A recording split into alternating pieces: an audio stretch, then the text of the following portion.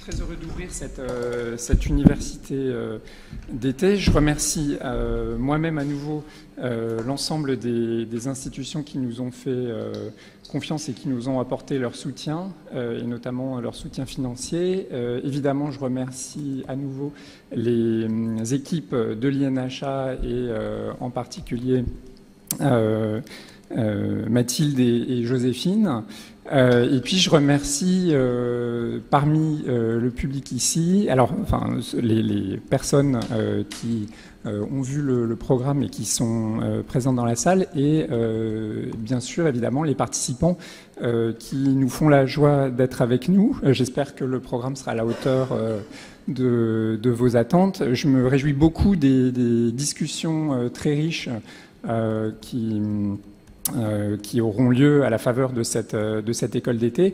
Et voilà, je vous remercie d'autant plus que je sais, pour en avoir discuté avec l'une d'entre vous il y a quelques semaines, que c'est pas forcément toujours facile quand on a déjà un petit peu d'expérience d'envoyer son CV, de faire une lettre de motivation pour participer à un événement comme ça. Et donc voilà, merci aussi pour vous être porté volontaire. Alors, je vais peut-être laisser la parole à Elliot pour brièvement présenter le programme de l'école, et puis après je reviendrai sur la présentation du projet. Merci Romain, bonjour à tout le monde. Je suis très heureux aussi de pouvoir ouvrir avec vous tous cette école d'été ce matin.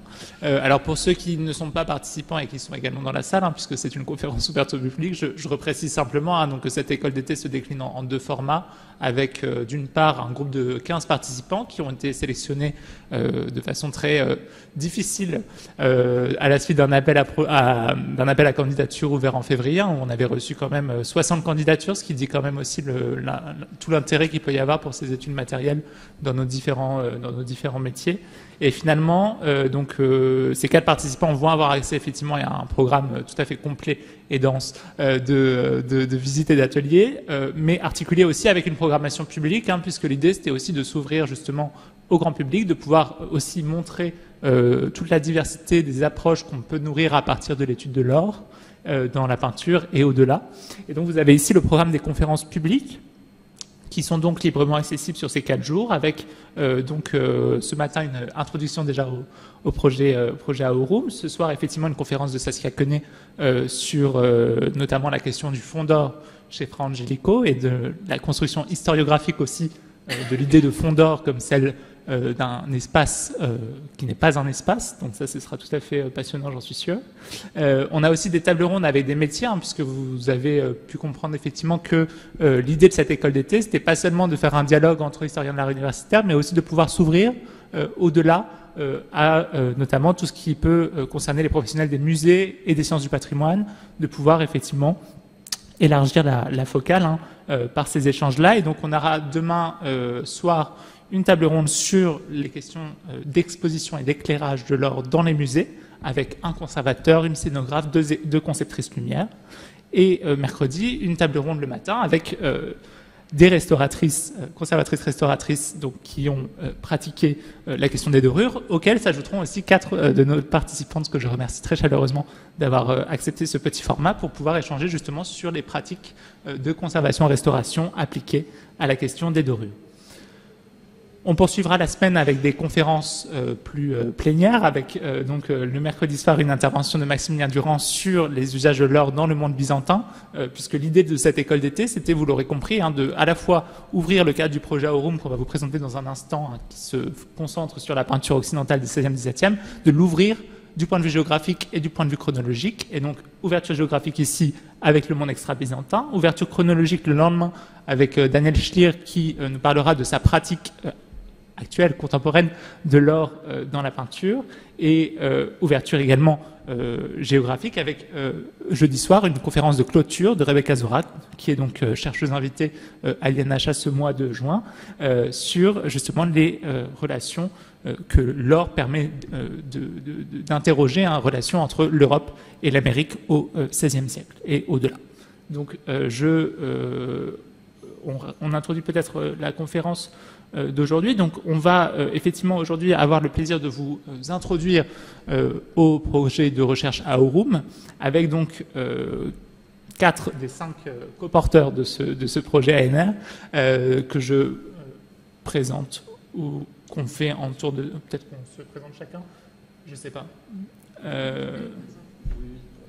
D'accord, je te présente, mais je n'ai pas du tout prévu de...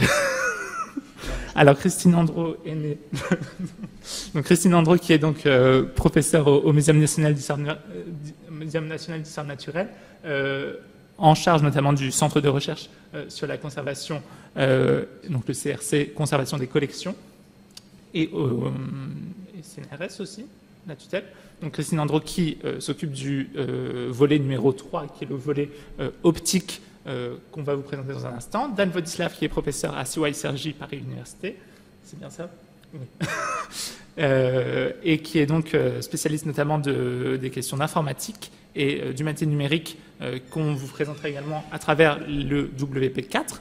Et donc Romain, qui est ici. On vous prie d'excuser l'absence de Laurence de Vigry, qui nous rejoindra un peu plus tard dans la semaine, qui n'a pas pu se libérer ce matin.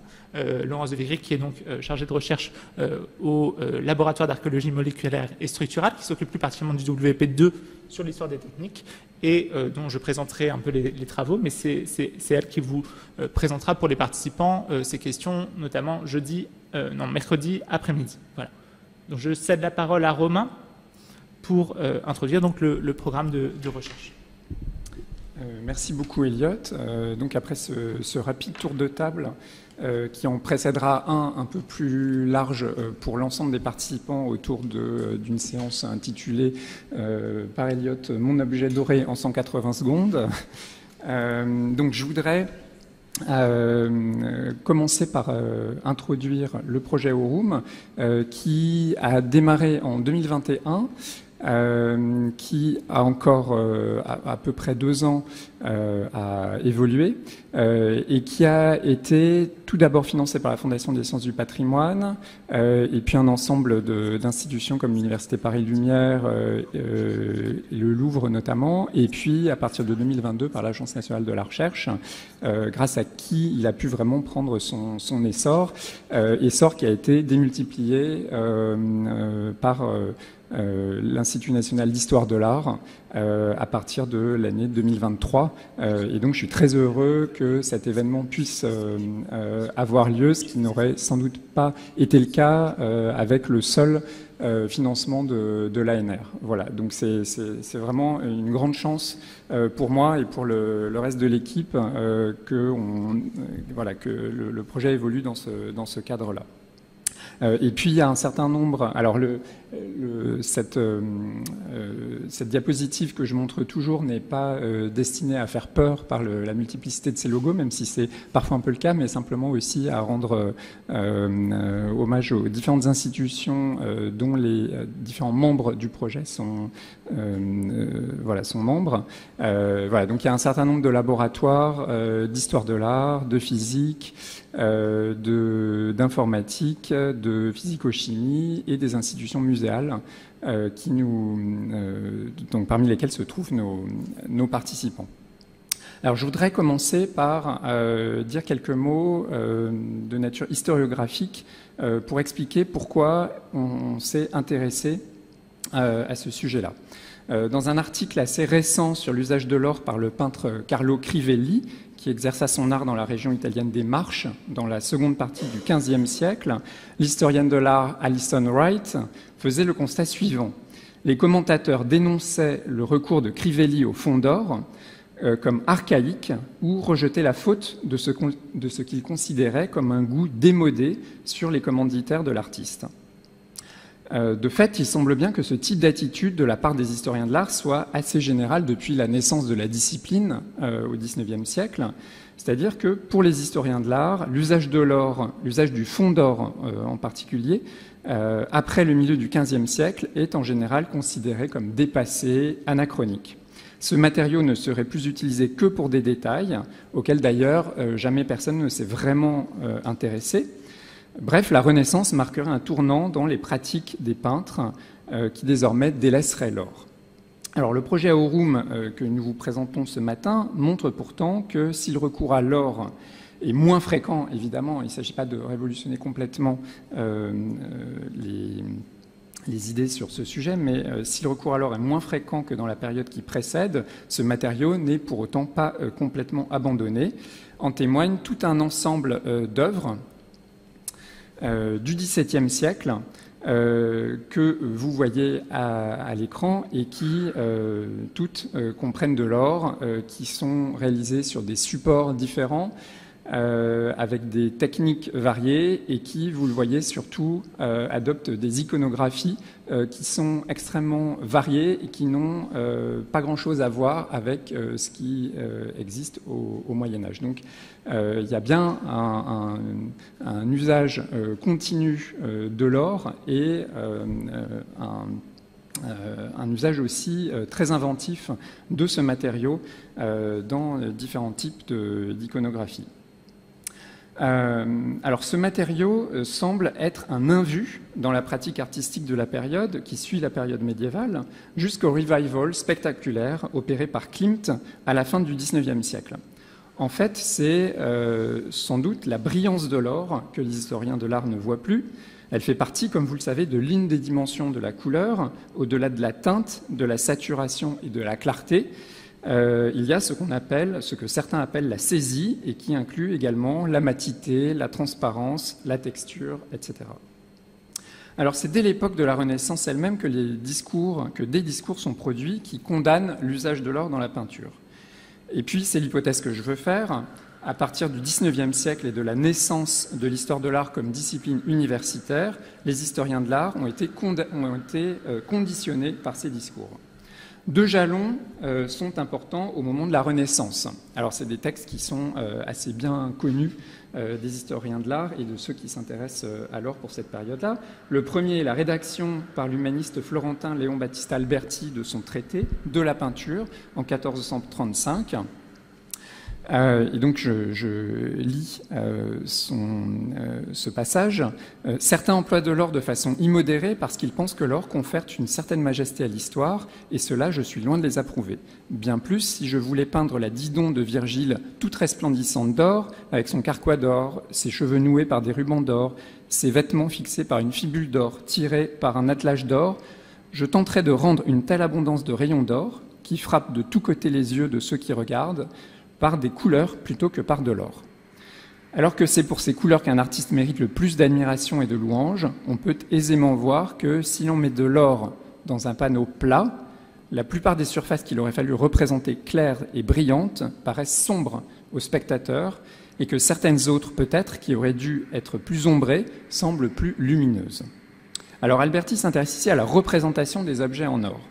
Pour de telles réalisations, il recommande de remplacer l'usage de l'or par celui de simples pigments. La raison qu'il en donne touche à l'effet de la lumière ambiante sur les surfaces dorées. Contrairement à ce que les peintres, et en particulier Alberti lui-même, cherchent à la Renaissance, ce phénomène contrevient à la bonne représentation de la perspective. Plus d'un siècle plus tard, Giorgio Vasari, également florentin, publie une série de biographies d'artistes des siècles antérieurs jusqu'à son propre temps. À la faveur de certains de ces brefs récits, il exprime son opinion sur l'usage de l'or. Alors, lorsqu'il s'intéresse par exemple à l'artiste du XIIIe siècle, Nicola Pisano, il loue l'usage de l'or. Je le cite, « Pisano fit aussi des peintures dans l'église conventuelle des frères de Saint-François à San Fermo Maggiore. Il peignit une annonciation dont les deux personnages rehaussés d'or selon l'usage de l'époque sont d'une grande beauté. » En revanche, à propos des artistes qui ont vécu à la fin du XVe siècle et après, eh bien, il condamne l'usage de l'or. Et il est même véritablement féroce. C'est avec Cosimo Rosselli qu'il est le plus féroce. Cosimo qui a fait partie de cette équipe de peintres autour de la figure de Botticelli qui, dans les années 1480, a décoré le registre inférieur des fresques des murs de la chapelle Sixtine. Et donc il a réalisé notamment cette fresque-ci, l'adoration du veau d'or, Et Vasari raconte, alors je ne vais pas lire l'intégralité de la citation qui est un peu longue, mais Vasari raconte comment Cosimo se fait moquer par les autres peintres de l'équipe qui considèrent qu'il est moins doué qu'eux en invention et en dessin, et qu'il essaie de compenser ce manque de talent par l'usage justement des matériaux précieux qu'il utilise, et il pense qu'ils vont être que leur talent va être reconnu et le manque de talent de Cosimo, au contraire, mis en évidence lorsque le pape, donc le commanditaire, va arriver. Et c'est exactement l'inverse qui se produit, puisque le pape, au contraire, est très féru des effets de brillance que Cosimo produit et demande justement aux autres peintres de faire comme lui, d'où la déception à la fois de l'équipe et puis de Vasari à propos de cet épisode qui fustige véritablement le pape comme un commanditaire, qui est l'exemple typique de quelqu'un qui manque de goût. À propos de Pinturicchio, par ailleurs, qui décore les appartements du pape Borgia une dizaine d'années après, eh bien, Vasari condamne l'artiste qui, je le cite, employa beaucoup les Réaudors pour ses peintures afin de plaire aux mauvais connaisseurs en leur donnant plus de brillant et d'effet, ce qui est de la dernière vulgarité en peinture. Alors on pourrait citer d'autres exemples du même ouvrage qui vont dans ce sens, comme la louange de Domenico Ghirlandaio, à qui Vasari attribue le mérite d'avoir le premier, à l'inverse, représenté des ornements dorés avec de la peinture plutôt qu'avec de l'or véritable. Là où Alberti se contentait de recommander de remplacer l'or par des pigments, Vasari condamne donc l'usage de l'or comme une faute de goût qui incombe soit à l'artiste, soit à son commanditaire, et parfois aux deux. Il rejette visiblement les couleurs vives, le brillant et le clinquant, qui consistent à agrémenter toute la surface picturale de touches d'or. D'autres auteurs, à la même époque ou un peu après, reprennent pour partie ces idées. C'est le cas de Karel van Mander, le théoricien néerlandais, un épigone de Vasari au début du XVIIe siècle. Mais ce sont en premier lieu Alberti et Vasari qui marquent les historiens de l'art à partir du XIXe siècle, à une période où faire de l'histoire de l'art signifie d'abord s'intéresser à l'art du Quattrocento et du Cinquecento. Et donc je voudrais maintenant présenter brièvement quelques exemples de la manière dont les historiens de l'art ont traité justement cette question-là.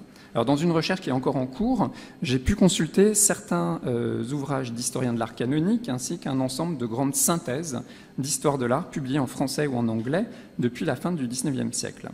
Dans le Cicérone, un ouvrage sur la chapelle Sixtine que le grand historien Jacob Burckhardt publie en 1855, l'auteur déclare, je le cite, « Le luxe décoratif qui domine dans ses peintures correspond au goût de Sixte IV, qui aimait par-dessus tout les dorures et les couleurs voyantes. » Et donc on voit ici une dépendance aux écrits de Vasari dans la pensée de Burckhardt. Toujours au XIXe siècle, l'attitude d'un collectionneur comme Maurice Moore est éloquente dans son rapport à l'or. Moore se fait acquéreur de ce qu'il croit être une œuvre de Raphaël, qui est Apollon et le berger Daphne, qui est en fait une œuvre qui appartient à l'entourage de Pérugin. Et l'histoire est racontée au XXe siècle par Francis Haskell, l'historien de l'art spécialiste du collectionnisme. Donc je cite Haskell. Moore affirmait pourtant que l'accent antiquisant très marqué de la composition situait l'exécution du tableau après le séjour de Raphaël à Florence. D'autre part, les touches d'or sur la lyre, sur le carquois et même par endroits sur les feuillages, la gracilité péruginesque des jambes d'Apollon trahissait une certaine immaturité. Moore en conclut que l'œuvre devait dater de 1504 environ.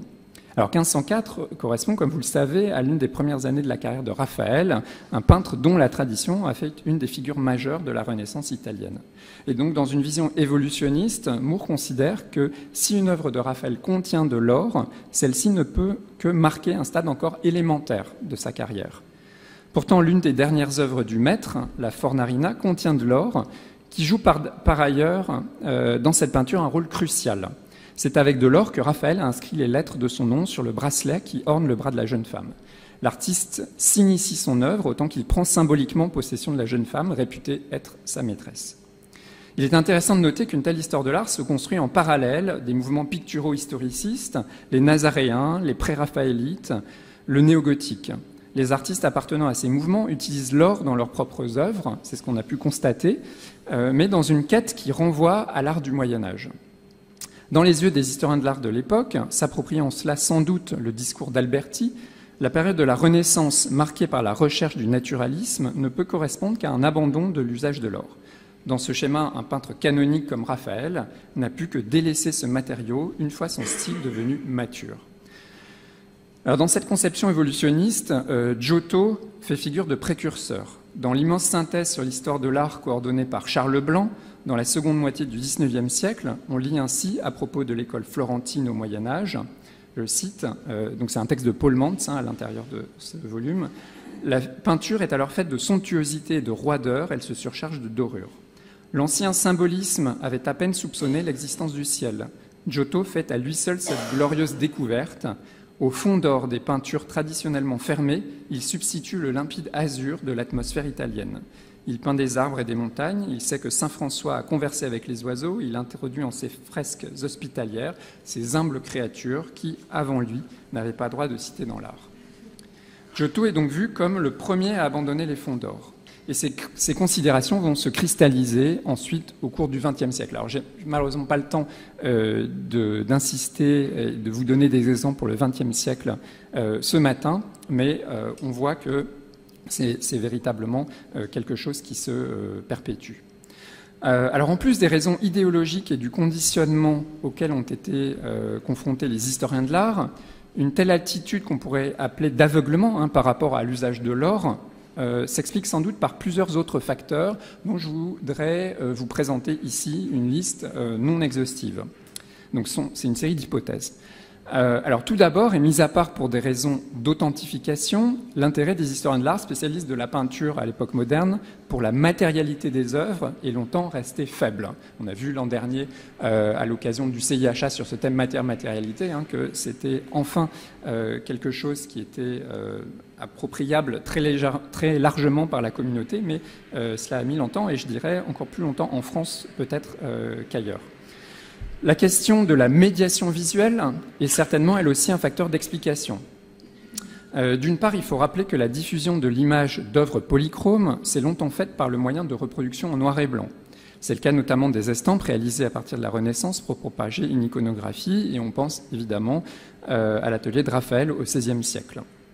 À l'époque de la reproduction photographique, le noir et blanc a continué à jouer un rôle, et ce très tardivement, comme l'a mis en évidence Monika Wagner dans son livre récent Kunstgeschichte in Schwarz-Weiß, l'histoire de l'art en noir et blanc, où elle montre qu'une partie des historiens de l'art, parmi lesquels Erwin Panofsky lui-même, a continué à faire illustrer leurs livres avec des images en noir et blanc jusqu'aux années 1970, alors même que des moyens de reproduction en couleur, financièrement supportables, existaient depuis le début du XXe siècle.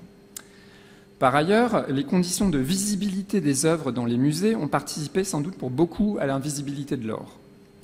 Pour percevoir ce matériau métallique, il faut que l'œil en capte le reflet, ce que vous montrera Christine Andro tout à l'heure, ce qui n'est possible que si la lumière ambiante concourt à faire voir les reflets. Or, les spécialistes du domaine, comme Jean-Jacques Ezrati, insistent sur l'importance de l'éclairage dans la muséographie. Outre sa fonction scénographique, elle doit aussi satisfaire à des principes d'ergonomie de la vision et limiter les brillances intempestives qui obligent, dit-il, je le cite, à se contorsionner pour pouvoir observer l'œuvre correctement. Et qui n'a jamais été gêné dans la contemplation d'une peinture par le reflet des sources lumineuses sur un vernis trop brillant. Ezrati recommande ainsi un dispositif d'éclairage par le haut, comme vous le voyez ici, mais éliminer les reflets sur le vernis a également pour effet d'éliminer les reflets sur les surfaces dorées. Et on pourrait citer comme exception l'exemple de ce que l'architecte italien Carlo Scarpa, à la fin des années, de la fin des années 50 au début des années 70 du XXe siècle, a fait en réaménageant le musée Castelvecchio de Vérone. Dans l'une des salles des primitifs italiens, une œuvre à fond d'or est suspendue au milieu de la pièce, faisant un angle par rapport à la direction des fenêtres, afin justement de favoriser les reflets de la lumière naturelle. Et donc ces enjeux-là seront abordés durant la table ronde de demain soir sur la question de l'éclairage des œuvres qui contiennent de l'or en contexte muséal. L'absence de visibilité de l'or peut aussi s'expliquer dans le cas où la dorure concerne des détails très fins. Souvent, les œuvres de la Renaissance présentent un état de conservation dégradé, l'or est abrasé et a presque totalement disparu.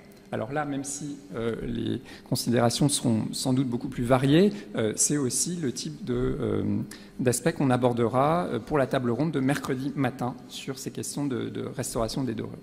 Enfin, on peut faire l'hypothèse qu'un certain nombre d'œuvres contenant de l'or ont été, pour cette raison même, jugées vieillottes, anachroniques, par les responsables de collection dans les musées et laissées en réserve plutôt qu'exposées. Et là, j'interrogerai peut-être mes collègues conservatrices ici présentes.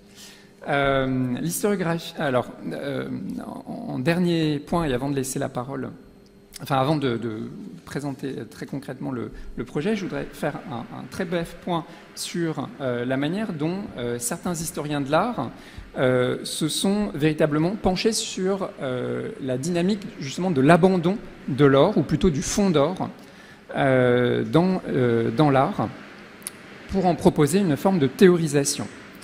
Je voudrais juste en citer quelques jalons.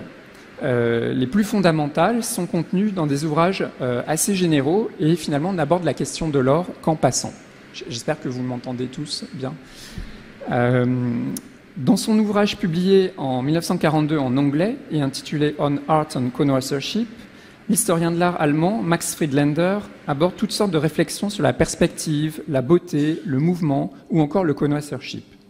Et dans un chapitre sur les concepts forme, couleur, tonalité, lumière, or, après avoir envisagé les rapports entre dessin et couleur, ceux entre la lumière et l'ombre, ou encore les couleurs chaudes et froides, il consacre quelques pages à l'or. Alors je ne vais pas lire l'intégralité de la citation, qui est très longue, mais simplement indiquer que ici on trouve une synthèse finalement de ce qu'est la pensée sur cette question de l'or, vers le milieu du XXe siècle. On retrouve des considérations que j'ai déjà abordées tout à l'heure.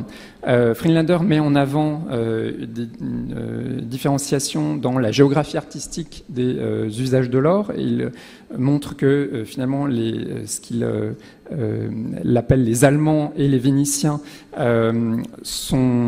utilisent l'or de manière plus tardive que les Néerlandais et les Florentins. Il envisage cela dans une perspective évolutionniste. L'or est utilisé par les esprits conservateurs. Il y a une élimination progressive de l'or. Il met en avant le fait que l'or est anti-illusionniste, que son propos est essentiellement décoratif, idée nouvelle, il propose que finalement l'or passe de la surface picturale au cadre. Et donc, l'or évacue finalement la surface de l'œuvre et passe sur ses marges. Finalement, il vient séparer le monde conceptuel, le monde qu'on voit dans l'œuvre, de notre réalité. Il fait le lien entre les deux. Alors, ces conceptions-là vont être reprises après, notamment par Louis Marin, mais l'historien de l'art, dans cette volonté de réfléchir sur les questions de l'abandon de l'or, l'historien de l'art qui a eu le plus de postérité est sans doute Michael Baxendale, dans son ouvrage canonique « L'œil du Quattrocento », publié en 1972. Et dans cet ouvrage, en quelques paragraphes, dans la veine des tenants d'une histoire sociale de l'art, il propose un ensemble de facteurs historiques pour expliquer l'abandon du matériau. D'abord, une valorisation du savoir-faire de l'artiste contre un emploi des matériaux précieux. Il décrit la Renaissance comme un moment où on abandonne justement les matériaux précieux et on valorise beaucoup plus le fait de représenter ces matériaux précieux avec des pigments. Il montre aussi, met en avant aussi ce qu'on peut appeler une fin de l'or, c'est-à-dire un manque de l'or dans l'Europe du XVe siècle. En fait, ça date même d'avant cela. Et il y a effectivement moins d'or en circulation à cette époque-là en Europe. Donc le matériau se renchérit. Et donc c'est pour lui un facteur d'explication supplémentaire. Et puis il relie aussi l'abandon de l'or à une mode plus générale en Europe, à un effet de mode, puisque pour lui, eh bien, cela fait partie de l'abandon de certaines pratiques de monstration qui se marquent notamment avec l'abandon de l'or dans le vêtement de manière généralisée selon lui. Alors après ces considérations, je voudrais rapidement commencer à aborder le propos du projet Aurum lui-même. On a vu donc que pour les historiens de l'art, l'or représentait un invu pour la période qui nous intéresse. C'est aussi le cas dans une grande mesure pour les études en physico-chimie qui n'ont abordé finalement cette question de l'or que pour la période médiévale à nouveau. Or, on se situe à la Renaissance à une période qui est marquée par un contexte assez complexe de différents points de vue. Il y a, comme vous le savez, une évolution des techniques de peinture avec un usage généralisé de l'or comme liant. Un usage aussi qui se généralise petit à petit, même si en fonction des espaces géoculturels, la situation est variée en ce qui concerne les supports, avec une généralisation de l'usage de la toile. Donc, l'une des idées du projet, c'est évidemment d'analyser la continuité des usages de l'or à l'aune de ces évolutions. On a aussi des développements artistiques. Alors, j'ai montré tout à l'heure cette diapositive avec un ensemble d'œuvres du XVIIe siècle avec des iconographies très variées, et on est à partir du XVIe siècle à une époque où les sujets iconographiques se diversifient de manière très importante et de plus en plus au fur et à mesure que le temps passe. Et puis on est également dans des contextes culturels et économiques en évolution. Il y a la question des réformes qui viennent bouleverser le paysage confessionnel européen et donc celui de l'usage des images, et puis des contextes économiques aussi en évolution avec l'arrivée des Européens en Amérique et les changements aussi des flux de circulation de l'or comme matériau. Donc tous ces enjeux, l'idée c'est de les prendre en considération dans le projet.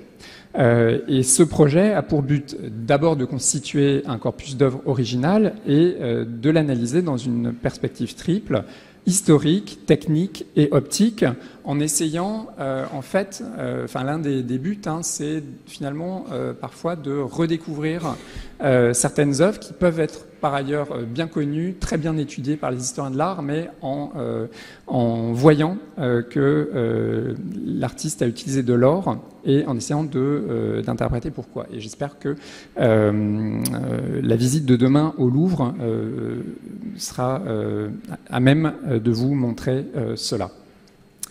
Enfin, j'espère, j'en suis sûr. Alors, les objectifs du projet Aurum sont de redécouvrir ce corpus, de l'analyser selon les questionnements fondamentaux de l'histoire de l'art, l'iconographie, la symbolique, l'histoire du goût, d'étudier les techniques de mise en œuvre de l'or à travers une approche interdisciplinaire, donc en lien avec les collègues physico-chimistes, et d'étudier ses propriétés optiques, donc son apparence, là encore dans une perspective interdisciplinaire avec les collègues opticiens. L'ensemble des données devant être gérées selon les principes actuels de la science ouverte en lien avec l'équipe Ex plus Espadon. Et donc pour cela, il y a toute une équipe interdisciplinaire qui comprend des historiens de l'art universitaires, des conservateurs restaurateurs, des physico-chimistes, des opticiens et des spécialistes du numérique. Alors, je vous présente rapidement le premier groupe de travail sur le corpus et les questions d'histoire de l'art notamment. D'un point de vue géographique, le projet s'étend donc à l'ensemble de l'Europe occidentale et centrale. On ne prend pas en compte la zone néo-byzantine. De 1500 environ à 1700. Pour constituer le corpus qui est aujourd'hui d'environ 2000 œuvres et qui est toujours en cours d'indexation, ça prend beaucoup de temps, eh bien, on a visité un certain nombre de lieux de conservation un peu partout en Europe, en France, en Allemagne, en Italie, au Royaume-Uni, en Espagne, au Portugal, en Belgique, aux Pays-Bas, en Autriche et en République tchèque, avec quelques missions encore à effectuer, importantes, et notamment dans la région de Valence, où l'usage de l'or au XVIe siècle est particulièrement importante. Alors, je tiens à préciser que le repérage des œuvres et donc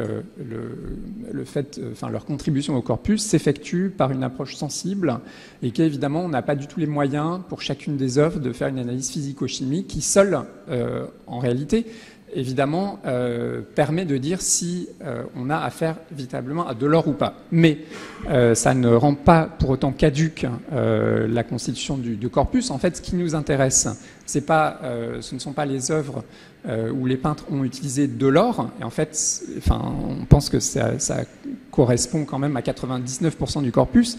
Mais toutes les œuvres où les peintres ont recherché ont déployé des techniques qui permettent de restituer un brillant métallique. Et donc tous les matériaux de substitution qui sont très proches de l'or, c'est le cas par exemple de l'or mucif, qui est un pigment, mais qui représente justement ce brillant métallique, nous intéresse, rentre dans le corpus. Et justement, il y a une œuvre dont va vous parler Elliot dans quelques instants, qui met en avant l'intérêt aussi de cela. Donc, à travers cette diapositive, je voudrais vous montrer une sorte de photographie instantanée d'un instant de constitution du corpus, qui n'est pas complètement abouti, pour vous montrer. Alors, l'histogramme correspond à des périodes qui ne sont pas équivalentes, donc attention, la première barre c'est 1500-1510, la toute dernière c'est l'intégralité du XVIIe siècle, mais en tout cas cela vous montre que au XVIIe siècle on trouve encore un certain nombre d'œuvres, plus de 200 vous voyez ici répertoriées, qui entrent dans notre projet, avec un certain nombre pour le Royaume de France, la péninsule italienne ou encore les Pays-Bas, donc Provinces-Unies et Pays-Bas espagnols compris. Et dans l'histogramme de droite, eh bien, vous voyez ce qu'on a trouvé pour les XVIe et XVIIe siècles, simplement pour l'ère des Pays-Bas dans son ensemble. Donc, en orange, c'est l'intégralité de l'ère néerlandaise, ce qui correspond à la Belgique et aux Pays-Bas actuels. Et pour le XVIIe siècle, on a mis en orange les Pays-Bas, en jaune, pardon, les Pays-Bas espagnols et en vert les Provinces-Unies. Et donc, vous voyez que on a pas mal d'œuvres. Alors, il y a un biais, bien sûr, qui sera résolu au moment où on mettra en ligne la base de données, c'est que pour chaque première décennie, vous voyez que le nombre d'œuvres est beaucoup plus important que pour les autres. En fait, c'est un biais qui est lié à l'indexation et qui est lié au fait que pour un certain nombre d'œuvres, eh bien, la datation est très hypothétique et on les date d'une date ronde et donc ça fausse un petit peu cette présentation-là, mais c'est des problèmes qui vont être pris en compte justement dans la manière dont on pourra faire des recherches dans la base de données. Les principaux motifs iconographiques qu'on a trouvés et qui vous seront présentés plus précisément demain comprennent tout ce qui a trait à la lumière et au sacré, avec le fond d'or, la gloire, le caractère surnaturel ou saint d'un personnage ou la représentation de la lumière, les flammes, les rayons lumineux, les réflexions lumineuses. Les motifs iconographiques représentés avec de l'or sont aussi ceux qui correspondent aux ornements, à la parure des personnages, le vêtement, le bijou, les médailles, des régalias, des livres pour les portraits humanistes par exemple. Des motifs métapicturaux, donc des inscriptions en lettres d'or, la chrysographie, des armoiries ou encore des représentations de cadres à l'intérieur des représentations, et puis des éléments de décor très nombreux également, de l'architecture, du mobilier, des tentures, des objets orfévrés. Alors je voudrais vous montrer 2 exemples, simplement, pas 3, je vous en parlerai d'un autre demain, qui sont un peu emblématiques des problématiques qu'on souhaite aborder en histoire de l'art. Il y a d'abord la question de l'historicité des fonds d'or et du goût pour l'or. Et l'œuvre le retable de Sigismond Sébastien, réalisé autour de 1500 par Hans Burgkmair, sur la commande de Frédéric Le Sage, électeur de Saxe, est assez emblématique de ce goût changeant. Vous voyez que dans les pays germaniques, et notamment à la cour de Saxe, le goût pour l'or, comme le prouve ce retable, est très présent encore chez un grand mécène comme Frédéric Le Sage. Frédéric Le Sage qui se fait représenter par Luca Cranach dans le portrait de droite ici en 1507-1508 avec un costume très chargé en or. Tout ce qui est jaune dans l'image, c'est de l'or. Et qui commande donc ce retable à Hans Burgkmair, donc un des peintres aussi considéré comme une des figures emblématiques de la Renaissance germanique par les historiens de l'art aujourd'hui. Un retable qui, à l'origine, en fait, était une frise de personnages saints sur un fond d'or. C'est-à-dire que le paysage que vous voyez ici en arrière-plan n'existait pas. Paysage qui a été commandé par le possesseur du retable, le successeur de Frédéric Le Sage, un siècle après seulement. Donc ça fait encore partie de notre période. Et donc c'est aussi intéressant pour nous d'envisager cet aspect-là. Donc le début du XVIIe siècle a été une époque où ce retable a été démembré et les volets ont été associés à d'autres retables. Et il y a eu donc des repeints donc, sur le panneau central. Et puis, au XXe siècle, eh bien, le retable a été reconstitué et le paysage du fond a été en partie retiré, puisque, en fait, en bas de l'image, vous voyez le fond d'or originel qui a été dégagé, mais qui était recouvert par une partie du paysage, enfin, ou en tout cas par un sol dallé, par donc l'intervention du début du XVIIe siècle. Donc, à travers cette présentation qu'on peut voir aujourd'hui au Germanisches Nationalmuseum à Nuremberg, eh bien, on a affaire à une œuvre finalement qui est dans un état qui n'a jamais existé au cours de l'histoire. C'est encore un état comment dire, nouveau, mais qui témoigne justement de cette historicité. Et puis, autre exemple, un siècle et demi plus tard, au milieu du XVIIe siècle, le cas de Carlo Dolci, qui est un des peintres qui travaille pour la cour grand-ducale à Florence, qui peint en s'inspirant de Fra Angelico et qui utilise dans une veine historiciste, donc dans un retour au passé, à la fois le lapis-lazuli que vous voyez ici dans cet habit de la Vierge et l'or qu'il utilise en poudre dans cette auréole. Voilà, et donc on a quelques questions supplémentaires d'histoire de l'art également, mais qu'on vous présentera au fur et à mesure de la semaine. Alors je passe la parole immédiatement à Elliot, parce que je vois effectivement que le temps passe, et qui va vous présenter donc les techniques. Merci Romain. Alors, donc le projet est organisé comme l'a dit Romain, je crois, je ne sais plus, tu l'as dit, le nombre de groupes de travail. Non, mais donc on a effectivement, donc il y a 4 groupes de travail, un groupe de travail 1 sur l'histoire de l'art et notamment donc toutes les questions que Romain vient d'évoquer, effectivement, et ces quelques exemples, et qu'on développera aussi au cours de la semaine. Un groupe de travail 2 qui est en lien entre l'histoire de l'art et physico-chimie, donc sur la question de l'histoire des techniques. Un groupe de travail 3 sur les questions d'optique, d'éclairage, à la fois historique et actuel des dorures que présentera Christine. Et un groupe de travail 4 sur la gestion des données et la conception de la base de données que présentera donc Dan. Donc je vais vous parler du groupe de travail 2 qui est donc piloté par Laurence de Viry qui malheureusement n'est pas là aujourd'hui, donc j'essaie de me substituer à elle. Je vais essayer de faire de mon mieux, mais elle vous reparlera pour les participants de ces questions jeudi après-midi à l'occasion des ateliers.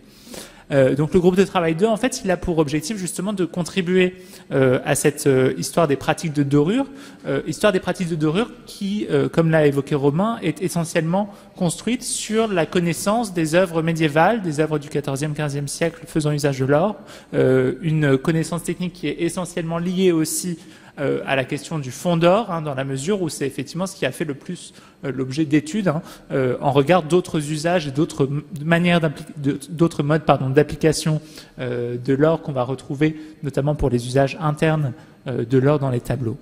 Donc l'idée c'est effectivement de pouvoir apporter une connaissance sur les usages de l'or dans la période moderne et les techniques qui peuvent être mises en œuvre dans un contexte qui est effectivement marqué, comme l'a évoqué aussi Romain, par des différences de support, des différences de liants, avec une diversification effectivement de ce qu'on pouvait pratiquer. Alors la toile existe bien sûr au Moyen-Âge, mais on a très peu d'exemples qui soient préservés en tant que tels.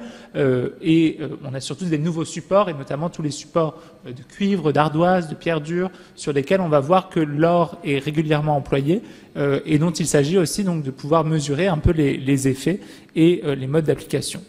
Alors ce groupe de travail, il a plusieurs volets. C'est-à-dire qu'on considère à la fois l'étude historique des recettes, des livres de secrets que Marianne évoquera lors d'un atelier mercredi matin.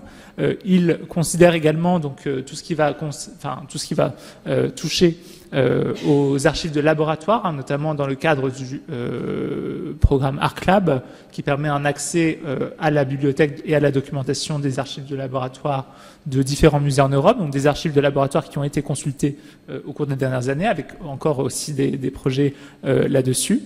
Donc ces archives de laboratoire qui sont très utiles parce qu'elles nous permettent effectivement d'avoir accès parfois à des éléments de documentation qui nous permettent de préciser la physico-chimie des œuvres que nous on peut repérer dans les musées sans qu'on puisse procéder à des analyses en tant que telles, puisque vous savez, pour celles et ceux qui pratiquent un peu plus ce genre, que ce sont des analyses qui sont toujours très chronophages, très complexes aussi à monter en termes aussi bien humains que financiers. Et donc ces analyses XRF, elles ont été réservées dans le cadre du WP2 à un ensemble relativement limité de peintures, c'est-à-dire que si on a un corpus de 2000 œuvres du point de vue de la base de données, sur ces 2000 œuvres, on arrivera très certainement à peut-être réaliser des analyses sur 50 ou 60 d'entre elles. Alors ces analyses, elles ont été réalisées essentiellement en France, avec donc le musée Unterlinden de Colmar, le musée des Beaux-Arts de Dijon, le musée du Louvre à Paris et le musée des Beaux-Arts de Rennes plus récemment. Donc je vous le disais, effectivement, on a cette question de la poursuite de ces techniques de dorure. Est-ce que au XVIe, XVIIe siècle, les techniques de mise en œuvre sont les mêmes? Est-ce que ces techniques se diversifient? Est-ce que le choix de différents supports change la manière dont on peut appliquer ces techniques? Alors pour ce faire, donc on procède à ces différentes analyses et on essaie aussi de pouvoir établir un thésaurus, c'est-à-dire une manière aussi de pouvoir définir, nommer les différentes techniques qu'on trouve employées dans les techniques parmi les œuvres employant de l'or. Alors ces techniques de dorure, je vous les présente très rapidement et de façon très succincte, avec des schémas qui sont aussi très grossiers du point de vue de la composition stratigraphique en tant que telle, mais l'idée c'est de pouvoir être aussi clair que possible. Donc avec deux principes distincts qui sont liés à la forme de la feuille d'or qui va être utilisée. Alors, un or qui peut être appliqué en feuille ou un or coquille qui est donc réduit à l'état de poudre et qui est ensuite mis en œuvre. Donc, ce sont deux modes distincts qui appellent aussi des techniques et des liants différents, même si à chaque fois on a et qui produisent ensuite des effets distincts. Donc pour l'or en feuille, on a bien sûr deux grandes techniques d'application, hein, donc la dorure à la détrempe qui intègre aussi ce qu'on appelle généralement la dorure sur bol, donc une dorure qui va être appliquée sur un liant aqueux et qui est une dorure qu'on va pouvoir brunir, ce qui permet généralement effectivement de pouvoir les distinguer, même si un certain nombre de dorures à la détrempe ne sont pas nécessairement brunies.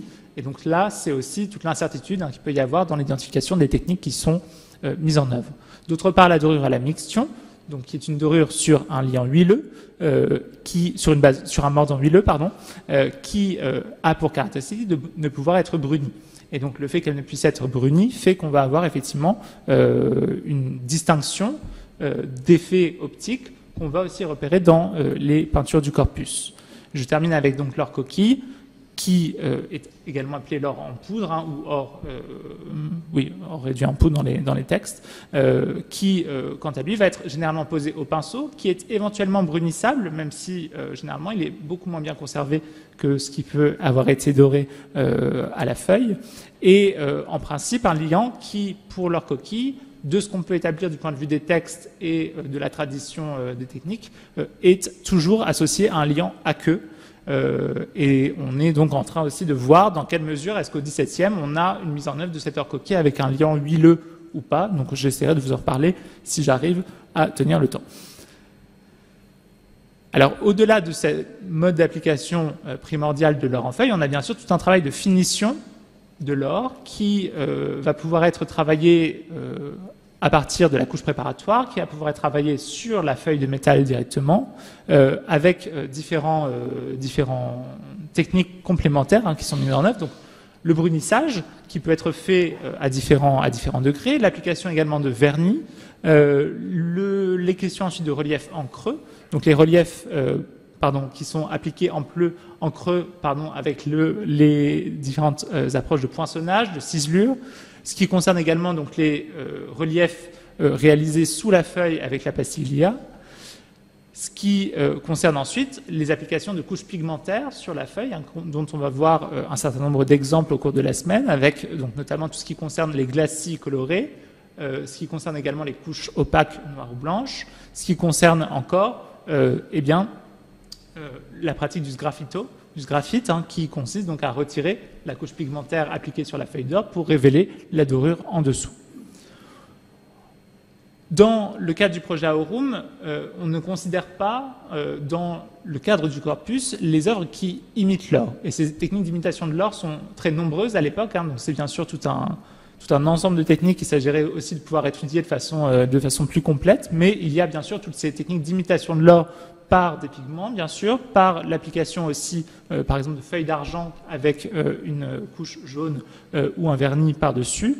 Ce qui concerne également donc l'or parti, qui est une feuille d'or et une feuille d'argent qui sont battues ensemble, et tout ce qui va concerner également le jaune d'étain, ou encore l'or purement, c'est-à-dire différents jaunes qui sont connus pour avoir justement la capacité d'imiter l'or. Donc ce qu'on voit assez bien dans les peintures, c'est qu'il y a effectivement ces imitations de l'or qui sont employées, et très souvent elles sont employées en complémentarité d'éléments qui sont dorés avec de l'or véritable.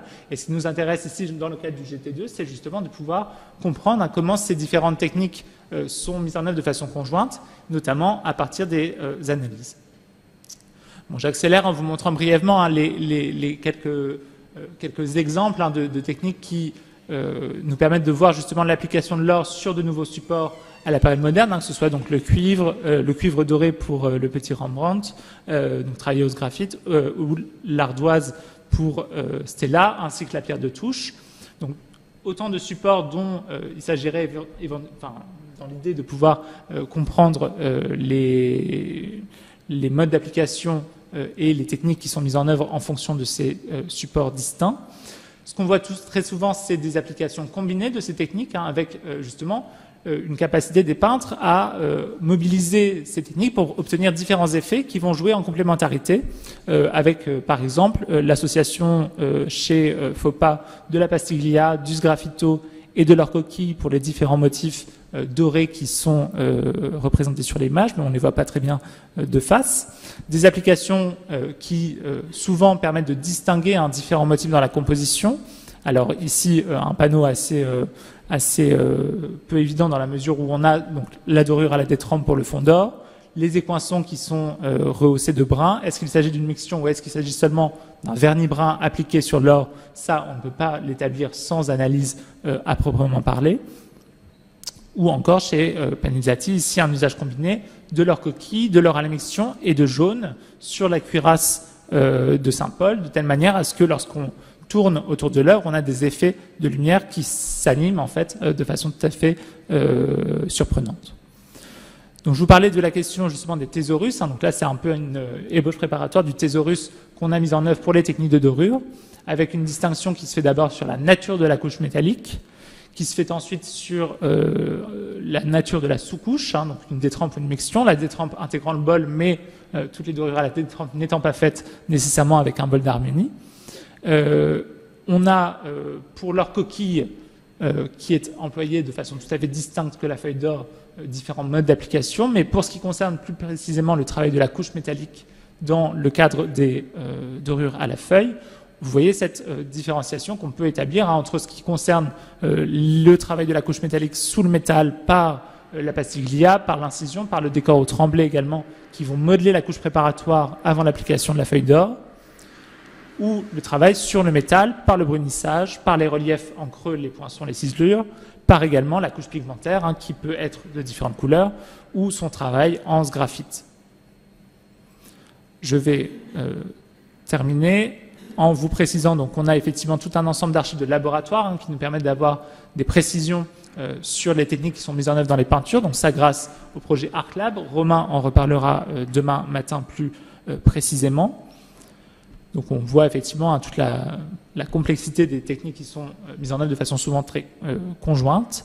Et je présente très brièvement les analyses in situ que Laurence représentera mercredi après-midi, avec donc notamment des analyses avec un système mobile XRF qui a été mis au point dans le cadre du projet Aurum pour pouvoir justement mesurer par la réponse de la fibre optique eh bien, la composition élémentaire des zones qui sont analysées, ce qui permet d'établir parfois la présence de restauration, ce qui permet parfois aussi d'établir, comme pour le cas de cette Vierge associée à l'école italienne du début du XVIe siècle, la mise en œuvre combinée de trois techniques différentes, de trois éléments chimiques différents, dans la réalisation de différents motifs qui, à l'œil nu, semblent tous dorés et en réalité se révèlent composés de manière différente. C'est-à-dire qu'on a ici, pour les petites auréoles qui émanent de la tête du Christ, la mise en œuvre d'or véritable.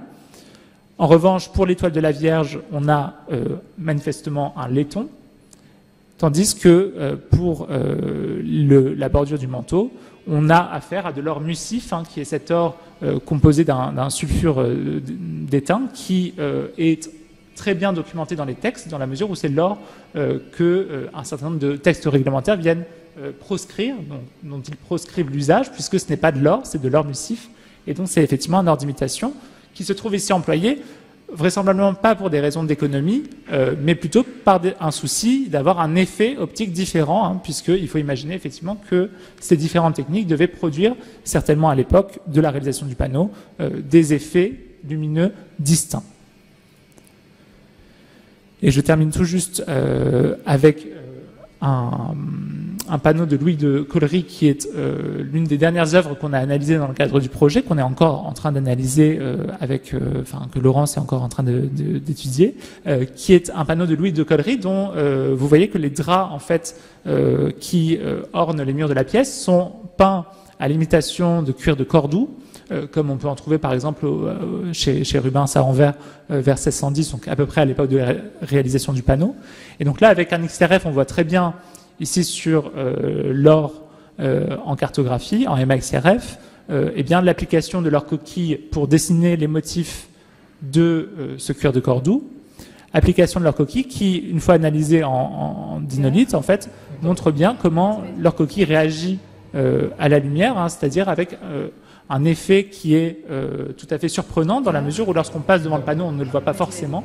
Et effectivement, en essayant de capter le reflet par une petite gymnastique autour du tableau, eh bien, on arrive effectivement à voir cet or coquille qui s'anime très distinctement.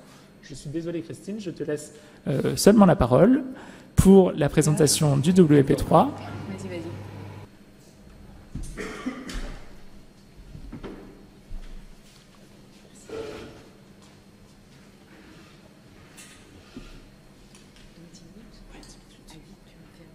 Okay. Bien, bonjour à toutes et tous. Oui, pardon. Bonjour à toutes et tous. Donc, je vais essayer de vous brosser un petit peu les objectifs de notre WP3, donc qui concerne plutôt l'optique et voilà, j'en profite comme ça, vous avez un petit peu la liste des gens, mais je vous laisse lire, je ne les cite pas directement. Si on revient très rapidement sur les propriétés physico-chimiques de l'or, ça a déjà été mentionné, mais bon, je suis physicienne, alors j'aime bien quand même en parler un petit peu de physique. Donc l'or fait partie de ce qu'on appelle les métaux nobles, et donc ce sont des métaux dont les atomes ont un grand nombre d'électrons que l'on dit libres, ce qui permet une circulation, par exemple du courant électrique, de manière plutôt libre, on va dire.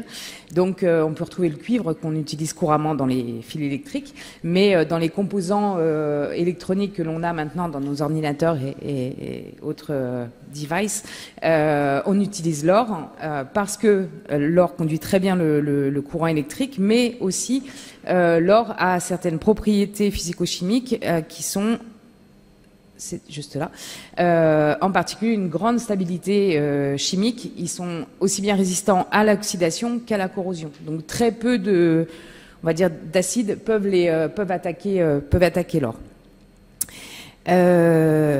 Voilà, donc un matériau qui est très très résistant, qui conduit aussi bien l'électricité que la chaleur, une très forte densité. Donc ça veut dire que voilà, une grosse masse par rapport à un volume, et ce qui a fait qui a fait partie de cette utilisation qui a pu être faite en peinture ou autre, en dorure en tout cas, c'est la forte ductilité.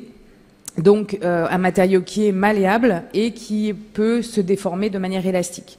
Donc à titre d'exemple, une bille d'or d'un diamètre de 1,5 cm, si on l'aplatit, si on la travaille, etc., on va pouvoir obtenir une surface de 8 mètres carrés.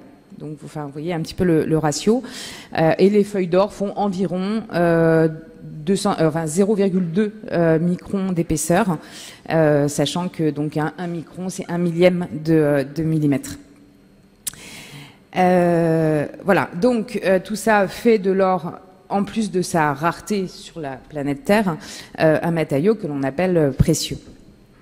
Alors, nous, ce qui nous intéresse dans notre groupe optique, c'est l'apparence de l'or. Et donc, si l'on cherche à connaître les descripteurs d'apparence de cet or, bon, je pense que c'est assez évident pour tout le monde qu'en général, du point de vue de la couleur, on va dire que l'or est jaune. Et puis, il y a cet éclat dont Romain a déjà fait mention. Donc, cette luminosité, ce brillant, cet éclat, donc en gros, ce reflet que l'on dit métallique. Donc, on combine un reflet métallique et une teinte, une couleur qui est jaune. Donc, ça nous fait deux descripteurs à tenter d'approcher de manière d'en faire une mesure, pardon. Alors, pour ce qui est de la couleur, la mesure de couleur est quelque chose qui se fait de manière relativement standard, normalisée. Donc, pour cela, en fait, en gros, on regarde quelle est l'intensité lumineuse qui est réfléchie par le matériau. Et on regarde cette intensité lumineuse en fonction de ce qu'on appelle la longueur d'onde. Donc, pour faire simple, en gros, la couleur qui est contenue dans la lumière.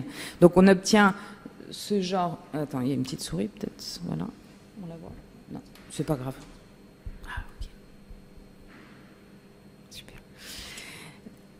Donc, on obtient ce genre de courbe. On appelle ça un spectre. Donc, c'est le spectre de réflectance. Réflectance, c'est la lumière qui est réfléchie par le matériau. Voilà, donc une mesure faite sur ce genre de petits lingots. Enfin, c'était plutôt sur une feuille d'or, soyez honnêtes. Donc, on obtient effectivement une intensité qui est basse dans les courtes longueurs d'onde et puis une intensité qui augmente vers les grandes longueurs d'onde. Donc, tout ça, ça confère une teinte jaune. Et puis, à partir de ce spectre, il y a des petits calculs qui sont tout à fait faisables simplement. Et puis, en plus, il existe des petites applications pour ça, pour représenter le point de la couleur dans un espace colorimétrique à 3 dimensions, parce qu'on est trichromat. Donc, avec un axe de luminosité qui va du noir au blanc, et puis 2 axes colorés, vert, rouge et jaune-bleu. Le second paramètre d'apparence qui donc nous intéresse, ça va être le brillant ou l'éclat. Donc, pour revenir sur cette notion de reflet métallique et d'éclat, si l'on considère un matériau qui est déposé dans qui forme une couche qui est parfaitement lisse, quel que soit le matériau, que ce soit un métal ou autre chose, du verre, etc., si on envoie un faisceau lumineux que l'on appelle collimaté, donc ça veut dire un petit peu comme avec une lampe torche, une lumière qui est très directionnelle, sur cette surface parfaitement lisse, on va avoir un reflet que l'on appelle spéculaire, donc voilà, connu et formalisé par Snell tout d'abord, puis Descartes. Voilà. Et donc, on sait que l'angle de réflexion sera égal à l'angle d'incidence de la lumière. Maintenant, si la surface n'est plus parfaitement lisse, mais devient rugueuse, avec une rugosité qui est de l'ordre de grandeur, enfin quelque chose qui est perceptible pour nous. Donc voilà, quelques dizaines de microns, centaines de micromètres, voilà, une rugosité. Si on envoie de la même manière un faisceau collimaté sur cette surface, là, la lumière ne va plus se réfléchir de manière spéculaire, donc il y aura toujours une composante spéculaire quand même, mais la lumière va partir un petit peu dans toutes les directions de l'espace. Et donc là, on parlera en général de réflexion diffuse. Donc on a un lobe de réflexion diffuse.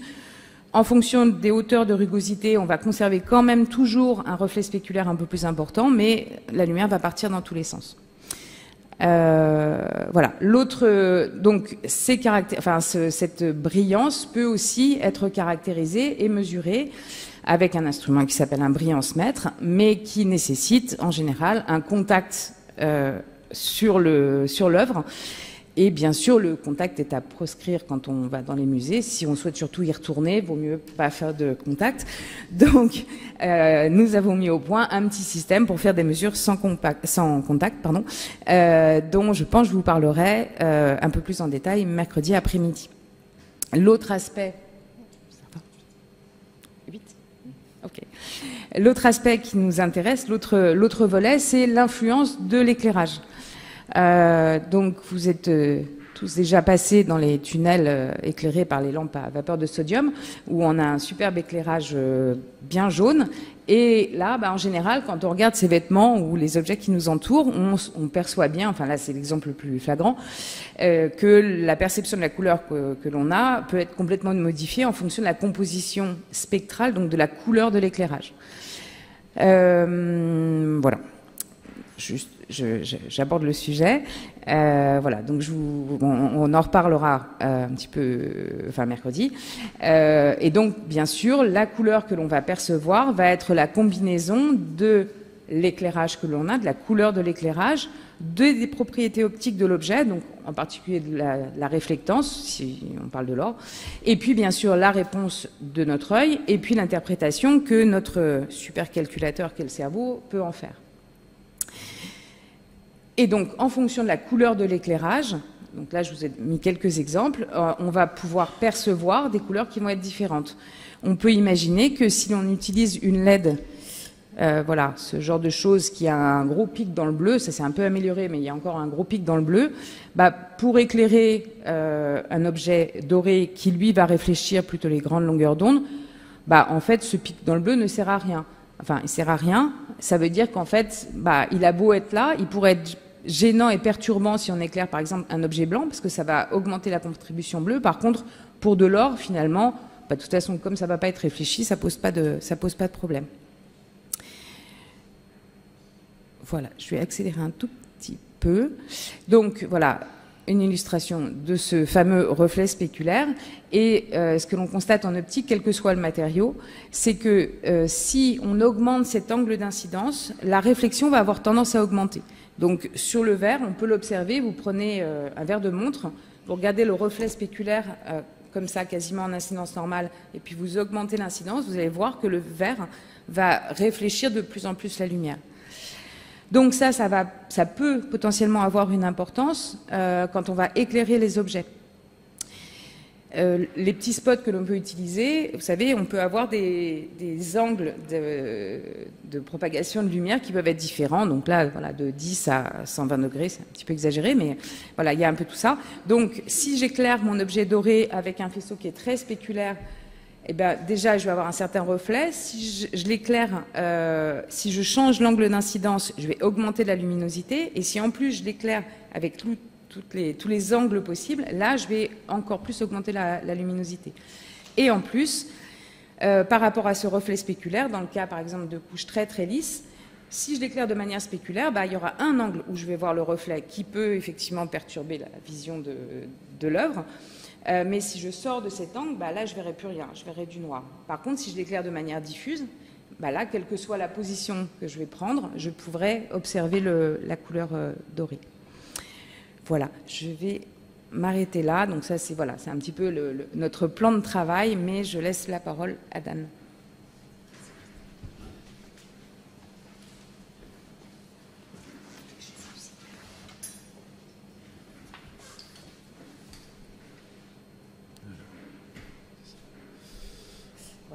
Voilà. Oui, bonjour à tous. Donc, les historiens d'art parlent beaucoup, les scientifiques de l'instrumentation un peu moins, les informaticiens sont les plus efficaces, donc je vais faire très vite. Donc, je vais vous parler du dernier groupe de travail, celui de la gestion de données. L'objectif est clair, c'est de construire avec toutes ces informations requises autour de l'étude de l'utilisation de l'or dans la peinture, une base de données qui soit constituée selon les principes FAIR. Les principes FAIR, vous en avez entendu parler, c'est rendre les données retrouvables, findable, accessibles, donc pouvoir accéder aux détails, interopérables, pouvoir regrouper des informations de provenance de plusieurs sources, et réutilisables, c'est un petit peu pour ça que nous construisons ces données. Dans le cadre du projet Aurum, un contexte particulier qui est celui du lien avec le projet Espadon, c'est l'équipe X plus Espadon qui a été mentionné, qui est en fait un réseau d'instrumentation pour l'étude des objets du patrimoine, associé, et c'est là le point important, à une plateforme numérique qui permet justement de réaliser cette interopérabilité, cette union des données autour des objets patrimoniaux. Je vais en parler un petit peu plus tard de tout ça. Vous l'avez vu aussi dans les présentations précédentes, lors de l'étude de ces différentes œuvres et de techniques de dorure qui sont utilisées. L'équipe a constitué, enfin a recueilli des données. Ces données, dans cette perspective de constituer une base de données plutôt ultérieurement, ont été conçues dans un souci de structuration. Donc chaque œuvre est caractérisée par un certain nombre de propriétés classiques, enfin le nom de l'auteur, l'endroit où elle se trouve, la date de création, avec un certain nombre de caractéristiques dans ces propriétés, notamment l'utilisation de vocabulaire contrôlé, c'est-à-dire une façon interopérable, partagée, de nommer les choses pour pouvoir derrière les retrouver. Donc vous retrouvez, donc nous sommes partis avec une représentation tout simplement par des fichiers Excel de ces informations, notamment sur les œuvres. Vous avez ici un certain nombre enfin un petit extrait visuel de cette base de données. Sur les techniques de dorure, donc dans chaque œuvre il peut avoir plusieurs motifs iconographiques qui contiennent de l'or ou qui utilisent des techniques en lien avec l'étude. Et donc là, également, nous avons réfléchi à une façon de représenter ces motifs iconographiques, à décrire les techniques de dorure. Et donc tout cela constitue les prémices d'une base de données avec toutes ces informations, avec un nombre relativement important d'œuvres. Le point, peut-être pas le plus important, mais très, très important dans la constitution de cette base de données, c'est l'utilisation de ces vocabulaires contrôlés. Le principe dans la construction d'une base de données utilisant des vocabulaires contrôlés, c'est dans la mesure du possible de réutiliser des vocabulaires qui existent déjà, qui sont partagés au niveau national, international. Donc, notamment, nous avons utilisé tout ce qui est l'indexation de noms d'artistes à travers le vocabulaire, Uland du Getty, ou l'indexation de motifs iconographiques pour justement parler des dorures avec le vocabulaire Getty. Dans certains cas, ces vocabulaires sont insuffisants pour représenter tous les cas de figure, et donc ces vocabulaires peuvent être enrichis, comme c'était le cas ici, avec des termes ad hoc. Ensuite, en dehors de cette information, disons, descriptive, structurée, il y a une information un petit peu moins structurée, qui est notamment l'image proprement dite de l'œuvre. Donc, toutes les images, les photos de ces œuvres sont également stockées dans la base de données. Nous utilisons notamment Humanum pour l'instant. L'idée, c'est qu'en dehors de bien sûr, de ces images, il y a les données qui sont produites par les autres groupes de travail, physico-chimiques et optiques. Bien sûr, comme cela a été précisé, ces données ne sont pas aussi étendues dans la masse des œuvres qui sont répertoriées ici, mais elles sont concentrées sur certaines œuvres qui sont caractéristiques, qui sont emblématiques de l'étude. L'objectif est plus une preuve de concept, montrer que ce type d'information peut être géré et peut être accessible pour qu'ensuite il soit étendu à de plus en plus d'œuvres. Donc l'objectif, avec toutes ces informations, le travail qui est réalisé en ce moment même, c'est de construire une vraie base de données qui soit valorisée, accédée à travers un site web. Les fonctionnalités offertes par cette base de données sont notamment la recherche d'œuvres à travers leurs propriétés, notamment l'artiste de l'œuvre, le titre, la date, le lieu de production, le type de support, la technique de dorure, etc. Toutes ces propriétés qui sont fondamentales pour ces œuvres. Et cette recherche doit être favorisée justement par l'utilisation de termes standardisés, entre guillemets, venant de ces vocabulaires contrôlés. Ensuite, nous souhaitons aussi fournir des fonctionnalités de visualisation du corpus à travers plusieurs axes, notamment spatio-temporels, donc dans l'espace avec des supports cartographiques, donc représenter les œuvres dans l'espace européen, ou le temps, donc sur des axes chronologiques. Ensuite, une fois que les œuvres sont retrouvées, on peut accéder aux détails sur les techniques de dorure, les informations de conservation, les informations notamment sur les analyses instrumentales qui ont été réalisées, si c'est le cas. Et puis, le point dont je parlais au début, c'est que le projet AOROM est un des projets qui a été considéré, enfin, ça explique aussi ma présence dans ce projet, comme un projet qui va permettre de réaliser un lien entre un projet, disons, quelconque, disons, dans l'espace du patrimoine, des sciences du patrimoine, et cette plateforme Espadon qui doit, disons, fédérer, réunir les informations sur les objets patrimoniaux. Quelques mots, justement, je voulais insister surtout sur cette, disons, plutôt philosophie de la production de données dans un espace plus large que tout simplement celui de son projet. Parce que vous aurez des détails sur la base de données elle-même dans l'atelier qui est prévu demain après-midi. Donc vous aurez le loisir de poser les questions plus détaillées sur le contenu de cette base. Mais l'idée du lien avec le projet Espadon vient de l'ambition du projet Espadon de représenter ce qu'on appelle l'objet patrimonial augmenté, qui est rien d'autre que l'objet physique patrimonial avec toutes les informations numériques associées à travers un modèle générique, parce que la diversité des objets patrimoniaux ne permet pas d'avoir une représentation très détaillée de chaque type d'objet possible, mais plutôt disons un chapeau commun des caractéristiques qui sont représentés par cet objet patrimonial augmenté. Vous avez ici dans cette figure quelques classes de caractéristiques comme des informations descriptives basiques, des informations sur la production de l'objet, sur l'usage et la provenance, sur la découverte et l'interprétation dans l'étude de l'objet, sur la documentation, sur les relations et les parties de cet objet-là qui peuvent éventuellement aussi avoir une vie propre et une documentation propre. Donc toutes ces informations, donc, disons génériques, sont mises en lien avec chacun des projets, notamment le projet AOROM, les données du projet AOROM, afin de créer, et là c'est mon dernier transparent pour respecter ma promesse de brièveté, de mettre en lien l'univers du projet en question, ici le projet AOROM. Vous remarquerez sur la gauche les différents types de projets, de données produites, les données tabulaires que vous avez vues tout à l'heure, les données expérimentales, d'autres données comme les images, etc. Dans une base de données locale, la base de données AOROM, qui est construite sur la base d'un modèle qui a été conçu au sein du projet AOROM, et cette mise en correspondance avec le modèle Espadon, qui est une mise en correspondance qui n'est pas totale, mais qui est une mise en correspondance partielle et la plus large possible.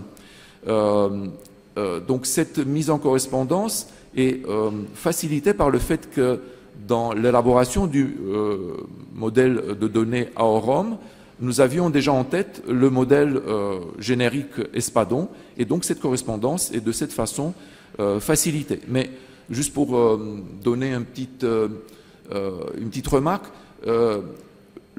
Espadon, le modèle Espadon ne pourra jamais décrire la richesse et le détail, disons, des informations qui sont présentes dans un projet quelconque, très pointu comme le projet AOROM, qui a lui-même une ambition de réunir d'une façon plus générale des informations, mais il va plutôt permettre, pour faciliter la compréhension, un